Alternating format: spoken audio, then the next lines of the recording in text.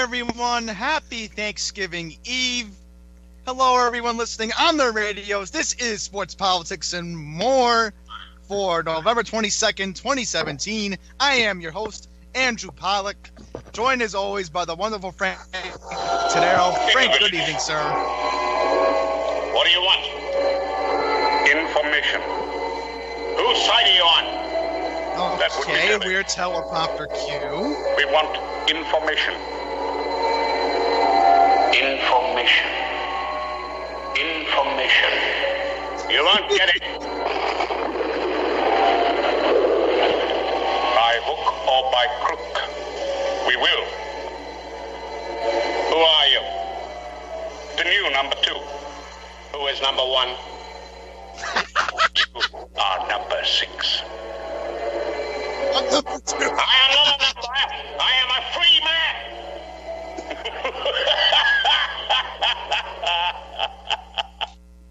All right, there you go, Andrew. How are you? Well, that was interesting. I enjoyed it. The teleprompter Q said 8:02, so it was a minute early. I loved it.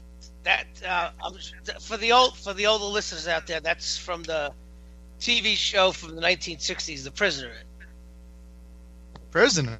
It was it's from 1967. It was a TV show. I'll tell you who should be a prisoner. I'm Hillary Clinton. Yeah. By hook or by crook, we want information. She's going to be number 7. Anyway, how's it going, everybody? Welcome to your November 22nd edition of Spam 2017. I can't believe the year is almost over. It's been so much fun being on here every week with Andrew. And this, I guess, tomorrow, of course, is Thanksgiving. Are you celebrating Thanksgiving tomorrow, Andrew?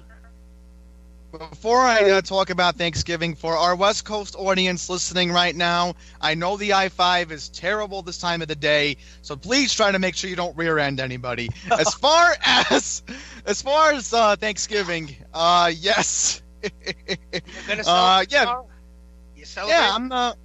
Yeah, the food's ready. We have the Thanksgiving themed stuff ready to go in the house. So, I don't know, Andrew. I feel kind of guilty because everybody. I keep reading that Thanksgiving is such a hateful holiday. Hateful holiday. It's only going to be me. It's my parents tomorrow. Thanksgiving is rooted in racism and murder. You know, the Pilgrims killed the Indians. Oh, again with that racist crap. Yes, I don't know. I was thinking about having me and Andrew. We're going to have a little Thanksgiving show, but since Thanksgiving is such a hateful holiday, and it's a racist holiday, we won't be celebrating Thanksgiving on Spam today. So because we don't want to offend. And more importantly, I knew not to get the turkey soundbite ready. I knew that. We can't. Yeah. No turkeys. Yeah, and that's another thing. The killing of turkeys, the slaughter for it's if you eat turkey, it's white privilege, Andrew. What? How in the world is that white privilege? It's just white privilege, and it's white privilege. Eating turkey is racist because there are a lot of families and a lot of people who are people of color who can't afford to buy turkey. Or that's not their tradition. It's not their culture, so it's racist. You're imposing your views on them, Andrew. Well, listen. I mean, you don't have to have turkey on Thanksgiving. Yes, I want to apologize to all the listeners since I've been doing this show on Spam. My views have been somewhat cloudy, but I've had an awakening. So. I've come to see the light, Andrew. I think now I'm becoming more inclusive, and I'm going to become more progressive from now on. Oh, I'm trying to. I Yes. mean, I accept homosexuals. I accept them. No, Andrew, don't be a cisgender scum. It's not homosexual. Yeah, you're a cisgender scum. It's you have to refer to them as it's the LGBT community. We have to empower. I can't call them homosexuals. No, that's wrong. You have to acknowledge acknowledge them by their proper genders, their proper pronouns, Andrew. There's over 50 genders. Oh, again with this liberal crap. Yes. And I recently found out I'm not a cisgender anymore. I've come to realize I am a two-spirit gender. I don't know what that means, but I'm a two-spirit gender. Yes. So this show from now on for our few listeners is going to be more progressive and more inclusive, and we love everyone. Everyone is included in our show, Andrew. Well, all right. I mean, that's a reasonable. Get out of here! Were you kidding me? I would throw myself out the window if I had to live my life like that. Thanksgiving is racist. I can't eat turkey. White privilege. I'll eat tomorrow. I'll eat turkey, and I'll eat it with brown dark gravy. Okay, how about that? Is that offensive? And is it racist for me that I'm watching football too? Yeah, I'm gonna watch tomorrow. I'm gonna watch turkey. I'm gonna eat turkey while I watch football. I'm not gonna watch. I'm gonna watch a racist movie tomorrow. How about that? Oh, you're gonna watch Blazing Saddles! I knew it. I'm gonna watch the most offensive movie to a liberal possible. Oh, Blazing Saddles. Yeah, sure. Why not? Yeah. Could you imagine that? Speaking of movies, how many times they've said the N-word in that movie? Yeah. Speaking of movies, listen. At 8:13, Andrew will do his weekly picks. 8:15, I want to do a new. I want to try a new segment, Andrew. I want to do a movie review. If you want, if we could do that, and then at 8:30 we'll do the news. Oh yes, a movie that became a meme now. Yeah, it became a meme. All these movies became, but I want to do that. But yeah, could you imagine that? Like a movie, like any movie before 2005 is racist movie, and come on, give me a break. That's why comedy is dead in the United States. Oh boy, Andrew, let me ask you a question. When was the last time you heard the term stand-up comedian? Honestly, I have not heard it in a while, and the only one I'm familiar with is Gilbert Gottfried. Yeah, Gilbert Gottfried was offensive. Wait, this is dark of Gilbert Gottfried. Listen. Grab him by the vagina. Yeah. Gilbert Gottfried was offensive. He was offensive when he was offensive in the 80s and the 90s, and today he would be lynched. I love Gilbert Gottfried. Yeah, he's very funny, but that's what I'm saying today. You know what stand-up comedy is today? Making fun of President Trump. That's stand-up comedy. Oh, that crap with Jimmy Kimmel. Yeah. It's. I don't know anymore, Frank. I just get in there close and find out what's happening. There's our ticket.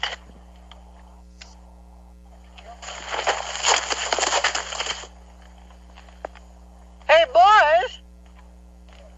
Look what I got here! Hey, where are the white women at? See?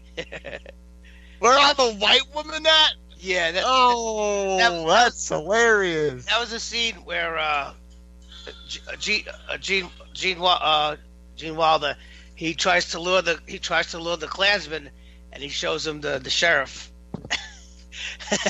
So the black sheriff tells him where all the white women at. And I'm sure the Ku Klux Klan is still supporting Roy Moore. Yeah, they better be.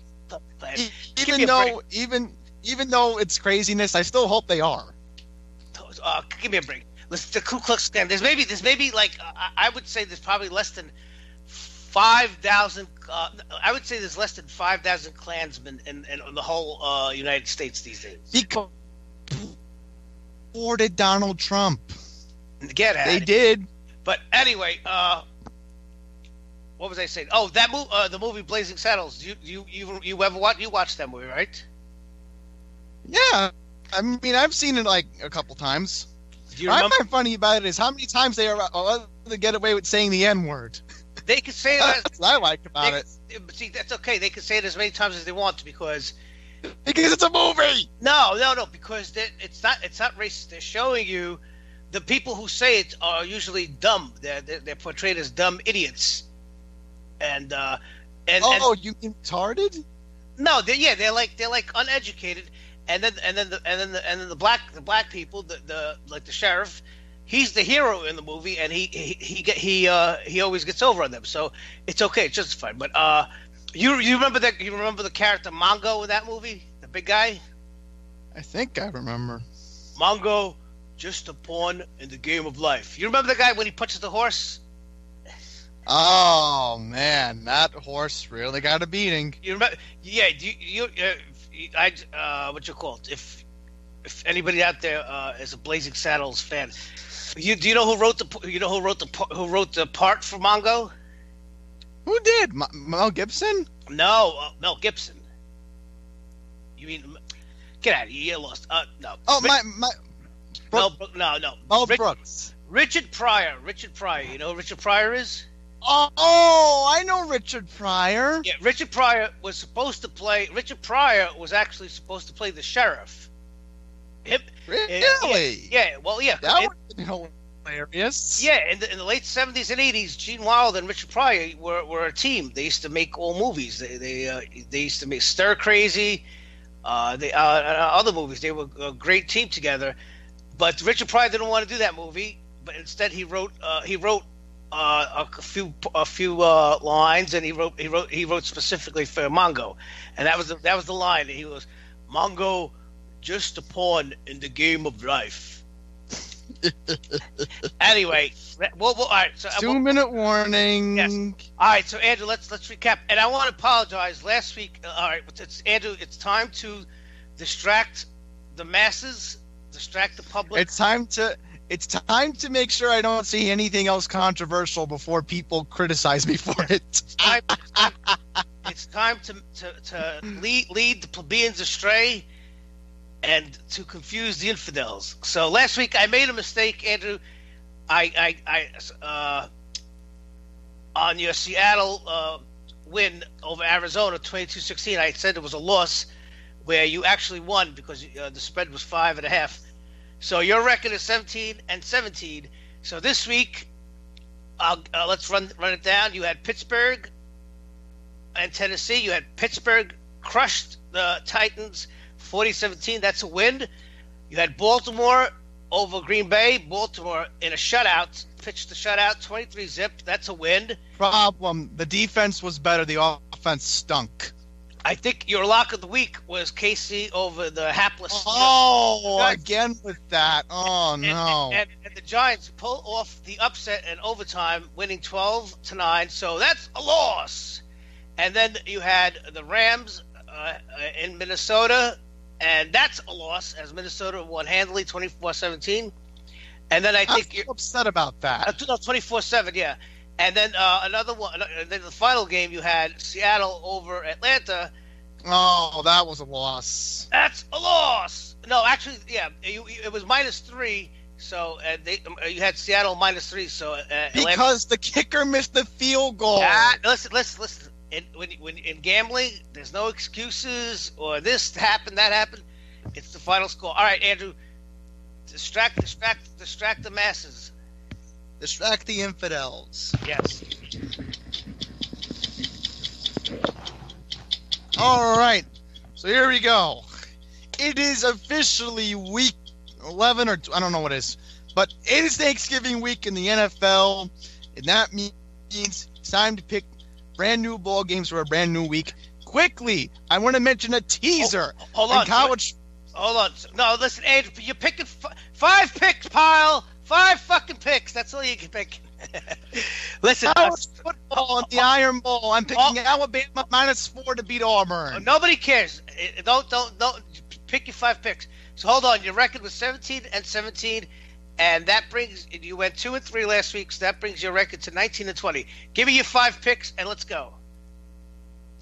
All right, recapping. As I said, my pick for the Iron Bowl, Alabama -4 against Auburn. Now to the NFL. Tomorrow afternoon, the Minnesota Vikings will travel to Detroit to play the Detroit Lions. The Detroit Lions and Dallas Cowboys are the two teams that always play on Thanksgiving every year. I think the Vikings, off a short week after beating the Rams, will take care of business. They should beat the Lions despite Stafford being a fourth quarter leader. So I'm giving Minnesota a field goal to beat the Lions. Now, to my Baltimore Ravens, whose defensive line was amazing last Sunday against Green Bay, but the offense yet again is terrible. Flacco can't throw. So anyhow, I think at home the Ravens should take care of business. The Texans are a crappy team. Give me the Ravens by a touchdown. Now, to the Los Angeles Rams. They're at home this week. They should be able to come off the bad loss against the Vikings. So give me the Rams, -3 to beat the New Orleans Saints. Now, on to my two locks of the week. All right, so I'm not pinning New England. Okay, New England, I know they're favored, but they're not in my picks this week. So, I gave the emphasis to Frank on the Bears because they stink. So I'm going to give the Eagles -13.5 to beat the Bears. And Pittsburgh Steelers, Sunday night. They're at home playing the awful Green Bay Packers. The Packers do not have Aaron Rodgers. So give me the Pittsburgh Steelers -14. And remember, once again, Iron Bowl this Saturday. Okay, very good, Andrew. So that's tomorrow. That's the tradition of football on Thanksgiving. I wonder how many families will tune out tomorrow as the NFL ratings continue to dwindle. Spoiler alert, next week there'll be more college picks. Yeah, no, they won't. How about the spoiler alert? How about we cancel the segment? Hey! Yeah. Oh, speaking of the bread and circuses, Andrew, did you hear now the NFL's new plan is they're thinking about maybe just keeping the teams in the locker room during the playing of the national anthem? How about that? No. Is this real news? Yes. Even Trump tweeted out this morning, and he said he admonished the committee. They can't do this. They can't do this. He admonished Commissioner Roger Goodell and said, "Your league is dying. It's killing your league." Anyway, let's move on to. I wanted to try a little new segment as fans and followers of Spam will know. We always try different things on our show. We try to keep it moving. We try to keep it entertaining. So, I want to do a little quick movie review of a classic movie from 1987 called Full Metal Jacket, directed by Stanley Kubrick. Andrew, have you ever watched that movie? I've only seen the beginning. What do you mean? Oh, you mean you only see the first half of the movie? No, just the part where the guy yells at the people and calls them faggots. No, maggots. Oh, I thought it was faggot. No, maggots. You know what a maggot is? I know what a maggot is. Yeah, he called Sergeant Hartman. Oh, he called them a queer. Right. Yeah, he tells everybody he doesn't discriminate because they are all equally worthless. But that was a great movie. Andrew, you have to watch that movie in its entirety. It's actually it's two. Stanley Kubrick was a genius, and I don't really praise Hollywood people too much or directors, but Stanley Kubrick was a genius, and that movie is actually two movies in one. So there's the first half of the movie is the training, and then the second half is when they actually go to Vietnam. Well, everybody's heard about the bird. The bird's a word. 10 fucking seconds. It should take you no less than 10 fucking seconds to negotiate this obstacle. Quickly move it on. There ain't one swinging dick private in this platoon gonna graduate until they can get this obstacle down to less than 10 fucking seconds.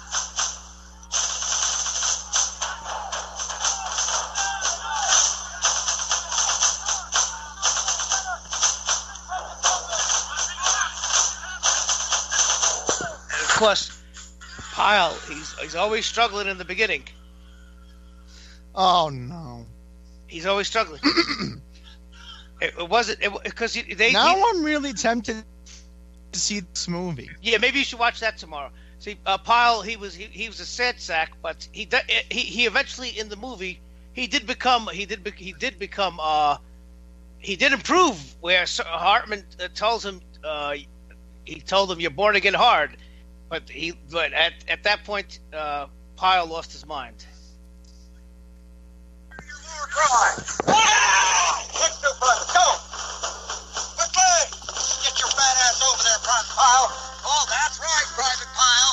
Don't make any fucking effort to get up to the top of the fucking obstacle.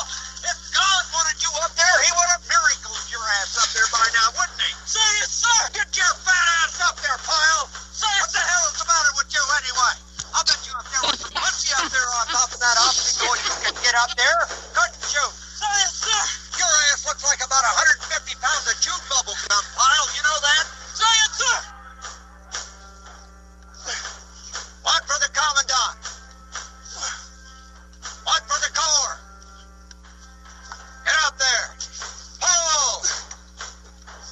I guess the Corps don't get theirs. Get up there, Pyle. Pull. Pull, Pyle, pull. One pull up, Pyle. Come on, pull. You gotta be shitting me, Pyle. Get your ass up there. Do you mean to tell me that you cannot do one single pull-up? You are a worthless piece of shit, Pyle. Get out of my face. Get up there, Snowball. Move it out. Move it out. And then there's more. Move it out. You climb obstacles like old people fuck. You know that, Private Pyle? Get up here. You're too slow. Move it. Move it. Private Pyle, whatever you do, don't fall down. That would break my fucking heart. Quickly, up and over, up and over. Well, what in the fuck are you waiting for, Private Pyle? Get up and over. Move it, move it, move it. Are you quitting on me? Well, are you? Then quit, you slimy fucking walrus-looking piece of shit. Get the fuck off of my obstacle. Get the fuck down off of my obstacle! Now! Move it! I'm gonna rip your balls off so you cannot contaminate the rest of the world! I will motivate you, Private Pyle, if it shark dicks every cannibal on the Congo! Okay, very good. So, Andrew. I think Andrew dropped out. Oh boy. I guess Andrew couldn't he couldn't handle that. Oh boy, Andrew, of course, always having problems. And just as I gave Andrew a little good feel good speech the other day, I gave a little feel good speech. Andrew, you there? Frank, your stupid movie clip killed my bandwidth. Why are you killing my bandwidth? Why are you having problems, Andrew? See, Frank? Yeah, the other day, hang up or I'll hang up on you. Hang up or I'll hang up on you. You're not ruining the show. He's not ruining the show. Just the other day, I gave Andrew a feel-good talk. I said he was doing good, and he improved so much. And already, I'll tell the audience tonight. He waited until 7:55 for a sound check. He couldn't get online. His Skype was acting up. God knows what this guy is watching right now. I bet you he's watching the Knicks game. He's watching Dancing with the Stars. I bet you he's on Facebook Messenger. I'm not going to let him hijack the show. Yeah, keep it up, Andrew. Andrew. Because the stupid bandwidth went down. My bandwidth. You start cutting out, I'm going to hang up on you. It's just bandwidth. Andrew, this is your second chance. If you mess up, don't bother calling back. I can't, Andrew. I can't let you. I can't let you hijack. All right. Close all your pages. All right. Close all your pages. Forget your sound bites. I don't want to hear your sound bites. Andrew, you're cutting out. I'm going to hang up. I'm doing. I'm going to hang up on you, and if I do, don't call back because I don't want you to hang. You're already ruining the show. See? Goodbye.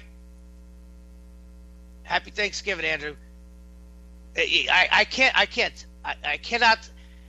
So many times I let him broadcast with his weak signal, and then every time when I hear the playback of the show, it ruins it. I might as well just hang up and end the show. I can't have it. I don't understand. It's probably his parents are using the Wi-Fi. It's probably his parents using the Wi-Fi. Okay. Good night, Andrew. Thank you.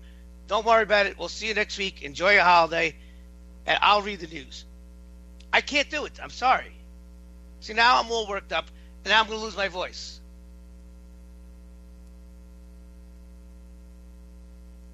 Unbelievable. Unreal. How many times do we have to go through? 6 months. 6 months we had to go through this.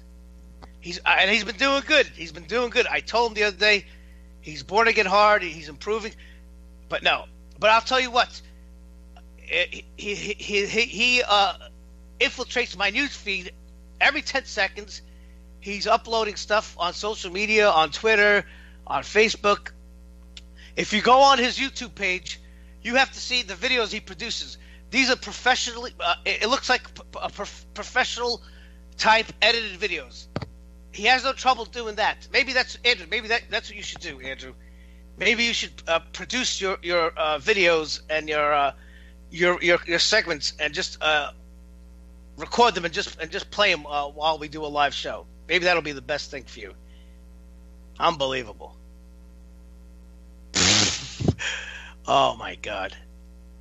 I bet you he this is probably some Andrew had something to do tonight. See, when you work with somebody, and listen, I want to tell the audience, I've never even met Andrew in person. I never even met him. If I passed him in the street, I probably wouldn't even know what he looked like, and likewise, he probably wouldn't know what I looked like. I liked Andrew when the old hosts Nick Durst and John Brown were doing Spam. I used to listen. I used to call in, and I liked listening to Andrew. I thought he was entertaining, even though he used to ruin that show. And when he does Spam, he has God knows what he has a million things going on. He can't pay attention. I could see the difference. And tonight, I knew something was rotten in Denmark. He didn't contact me until 7:45. I had to call him like a maniac. I had to call him like a maniac. Then he wasn't online. He didn't get online on Skype until 7:55 to do a sound check. He started telling me, "Oh, my Skype is crashing. My Skype is crashing." If I was stupid and I actually believed him, I would think this poor guy. He has a bad computer, or his signal is very low. Bullshit! You got to, like I said, go look at if you got to see his uploads. He uploads by phone in HD.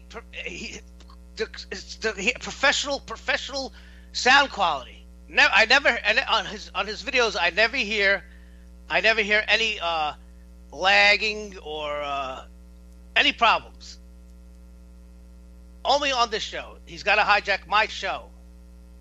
See, it's not my show. See, I don't want to say it. It's his show too. He should have more pride in it. Anyway, unbelievable. So I guess I'm going to read the news now for Thanksgiving, and I don't mind. At least that's another thing. He can't. He's always messing up the big words. But that's funny. That's why I can read the news. That's entertaining when he messes up the words. So anyway, let's get going. This week the news. It's like I said last week, I'm sick and tired of the news, and now the new thing now in the last month and a half is everybody is getting now accused of sexual misconduct, sexual harassment, sexual assault. The dam broke with Harvey Weinstein, of course. Now, and then it moved to Kevin Spacey. It went to Hollywood, and now, coincidentally. Now it moved over to the politics. So now this is the new smear weapon. They weaponized sexual assault now. You notice this. It used to be racism, right?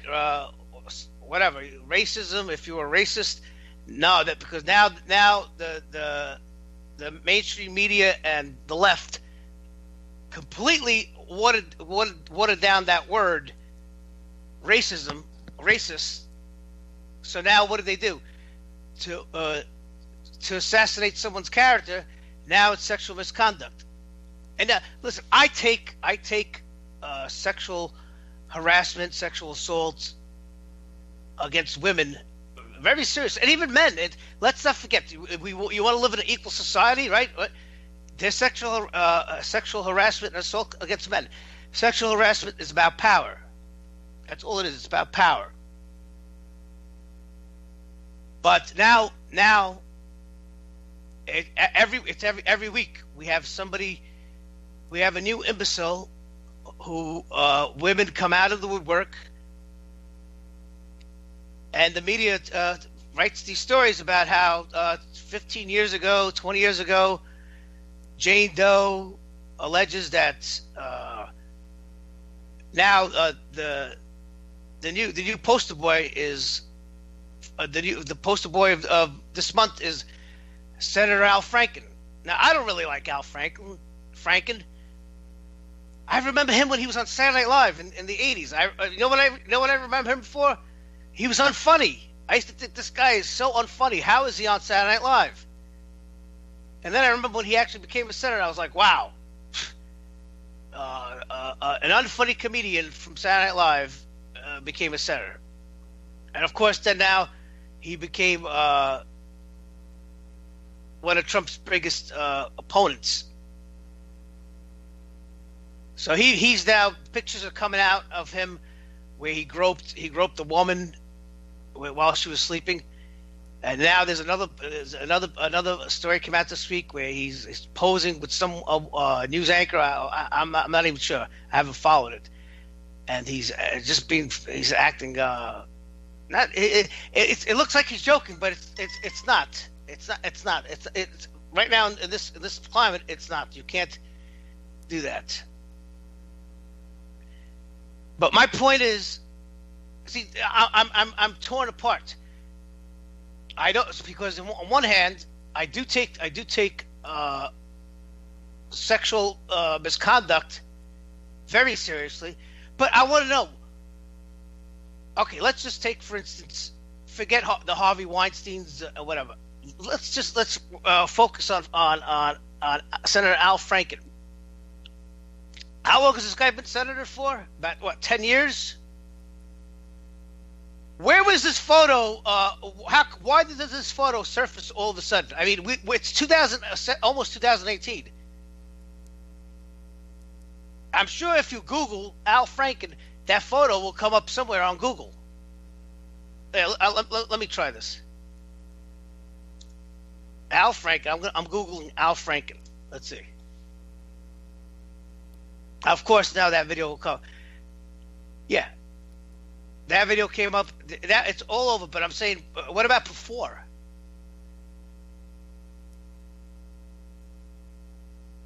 Who knows? This is my point. It's a little weird.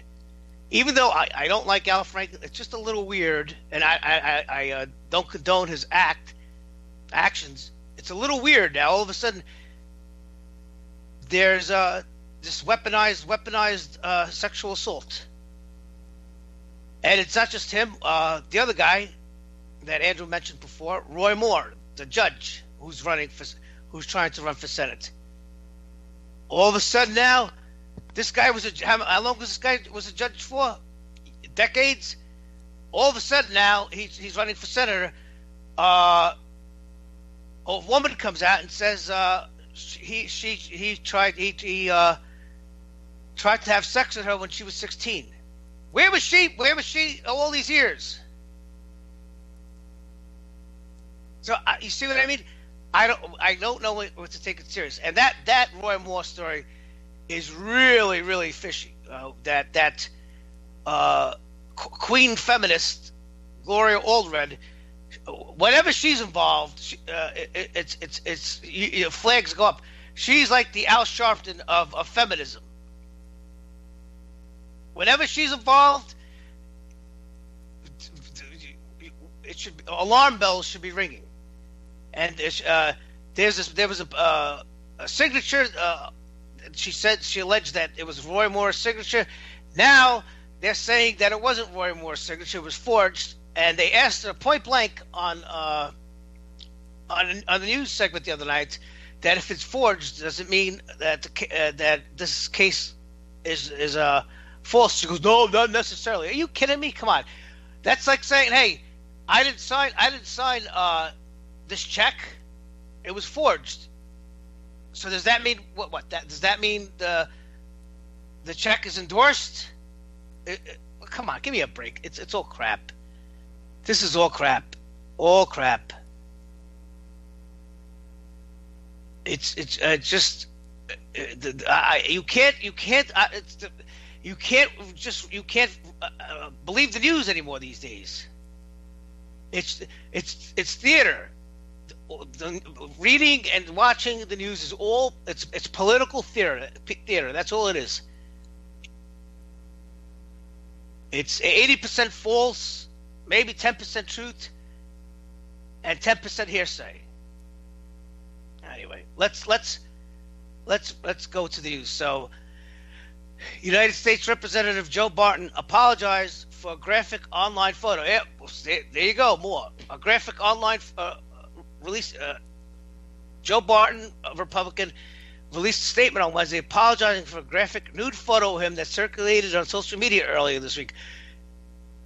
Did he just took this photo last week and it popped up on social media?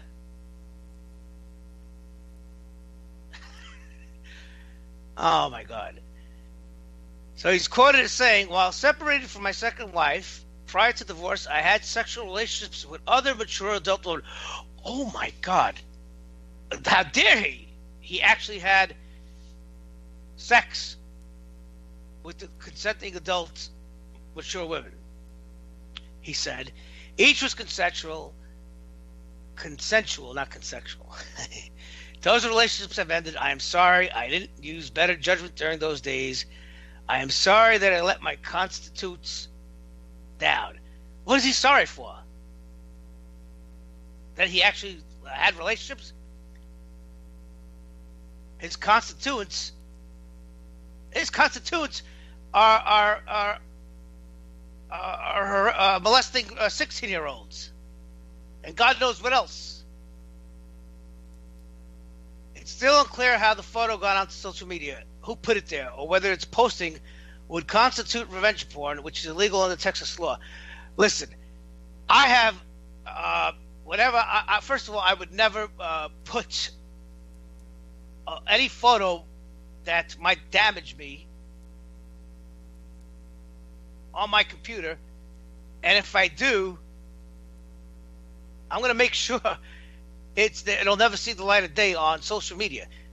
The only way that could happen is if somebody takes over my computer, uploads it without my permission, or they go on my computer and download it onto a flash drive, or send that picture to their email. Or the CIA hacks the guy's computer and steals the photo. That's which probably is not that far fetched. The CIA would, and FBI probably would do that. Dark elements of those agencies. So, if you're in politics, don't keep anything on your fucking computer, you idiots. Or if you're a celebrity, if you're in the public light. I love these celebrities. Oh, I can't believe how the video of me sucking cock got hacked. Why? First of all, why are you making a video of you giving a blowjob?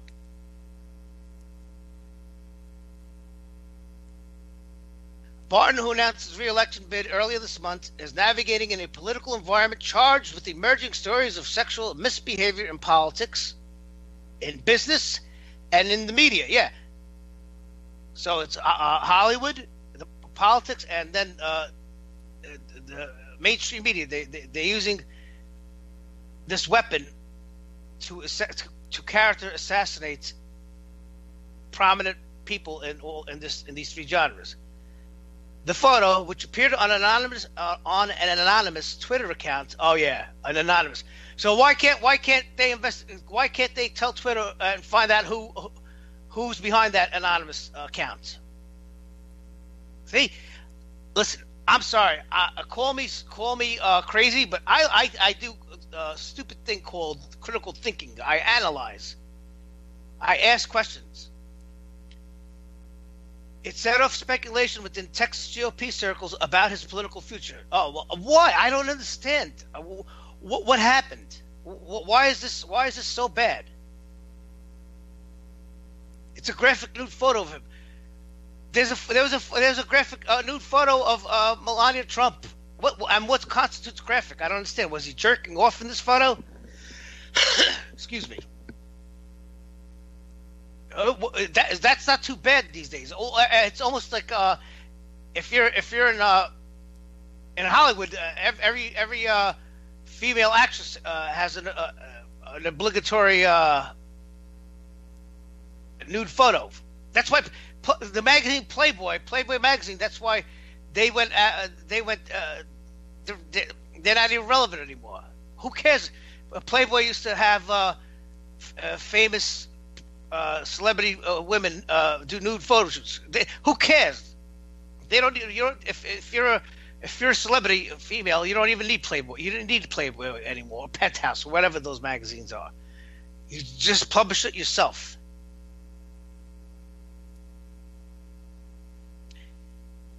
And he goes on to say, "You are aware of what was posted as I am. I am talking to a number of people, all of whom I have faith in, and am deciding how to respond, quite frankly."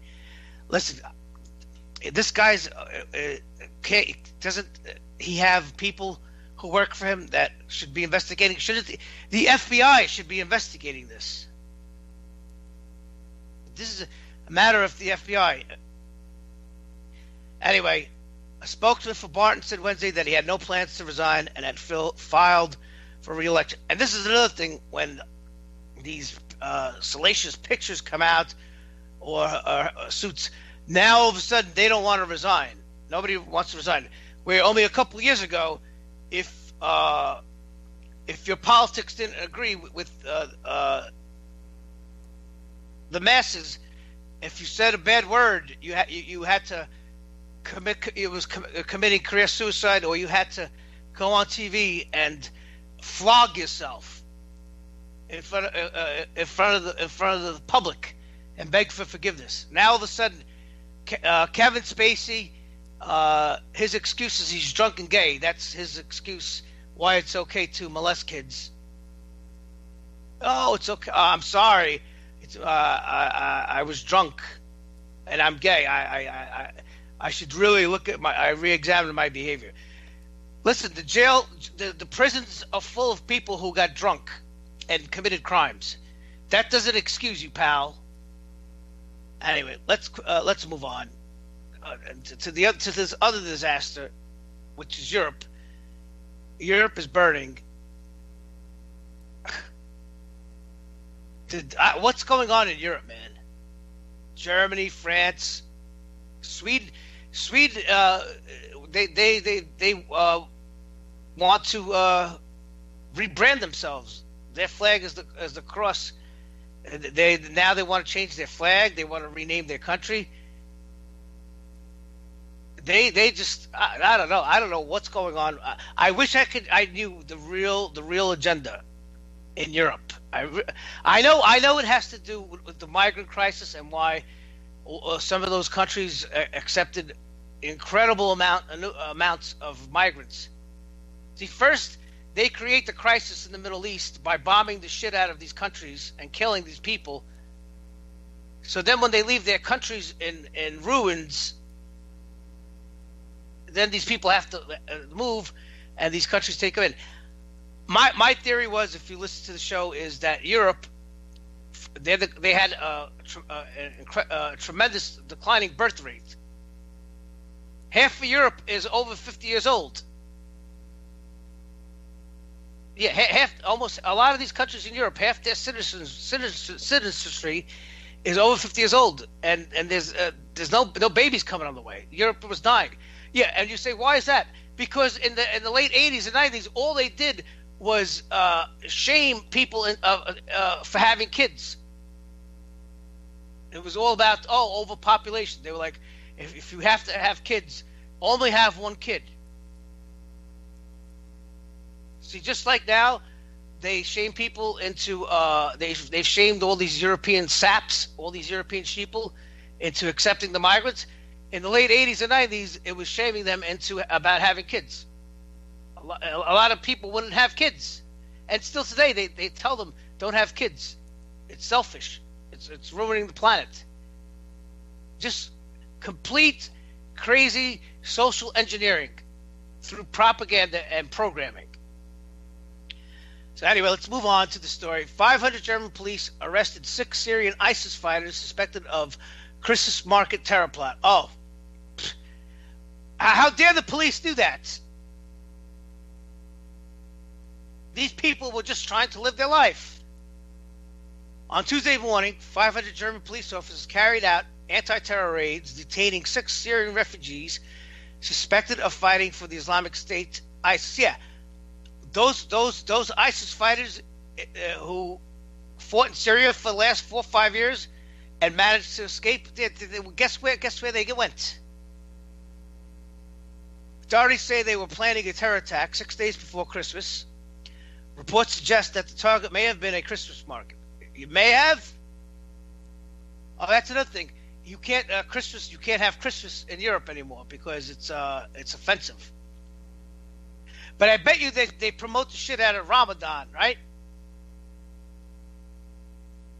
Prosecutors in Frankfurt, if I didn't know anybody, there must be some radical imam, some Muslim that's controlling the powers and is turning Europe from Christianity to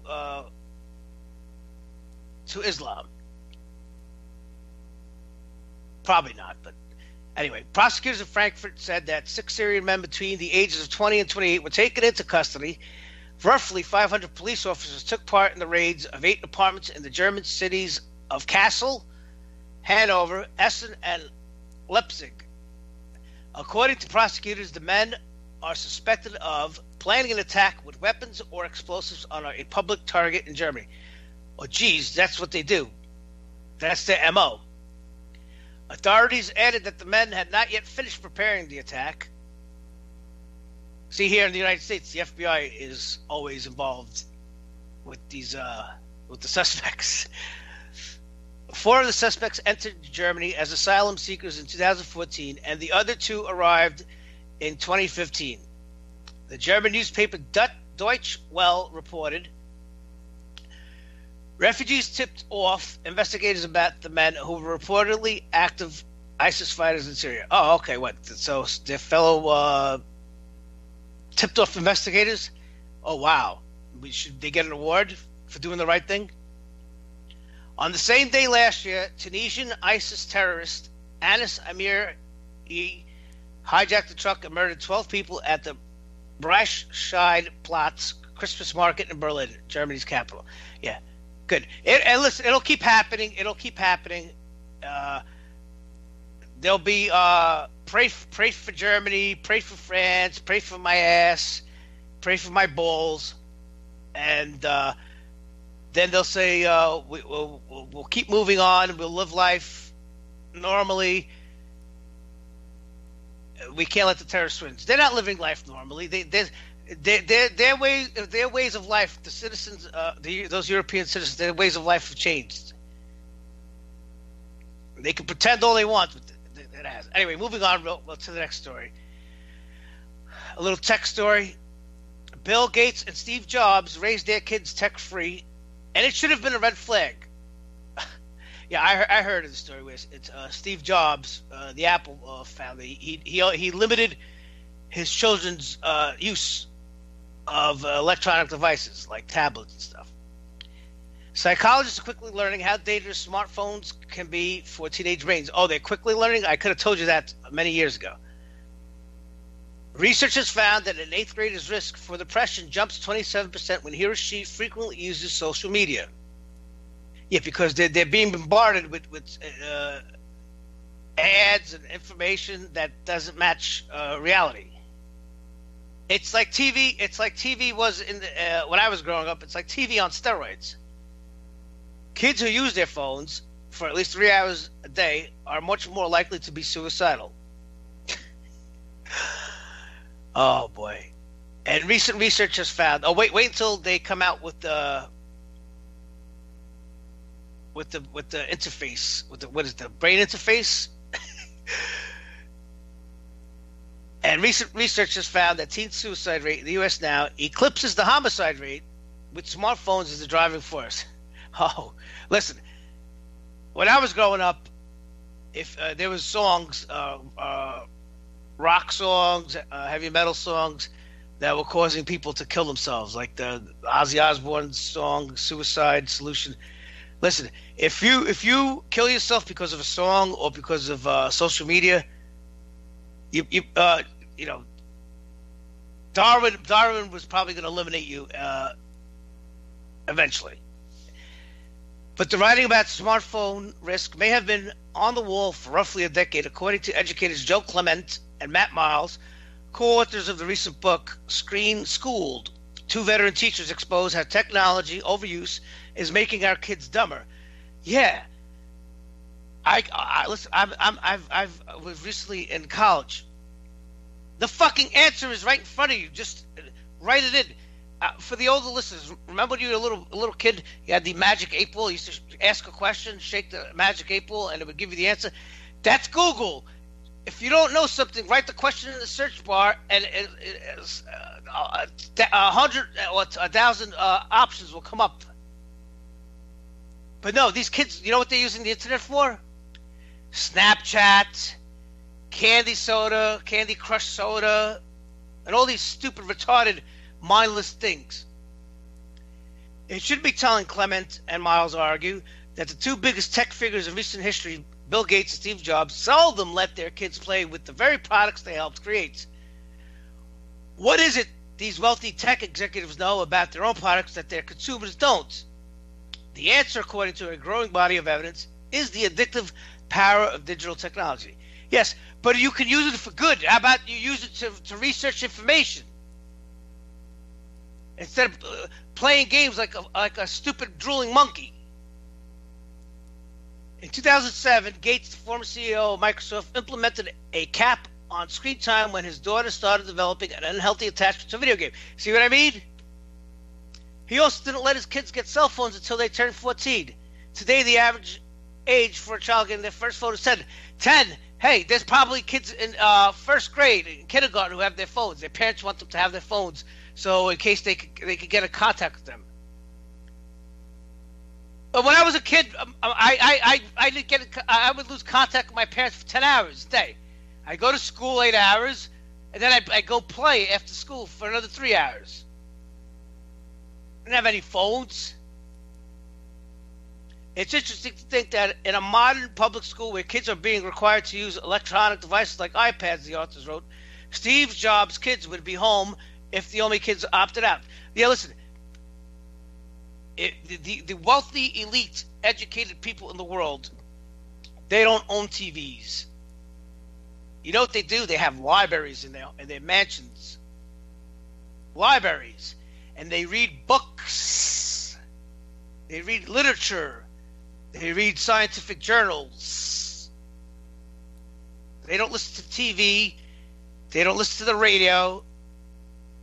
And I'm sure if they do go on the internet, they're reading information. Read books.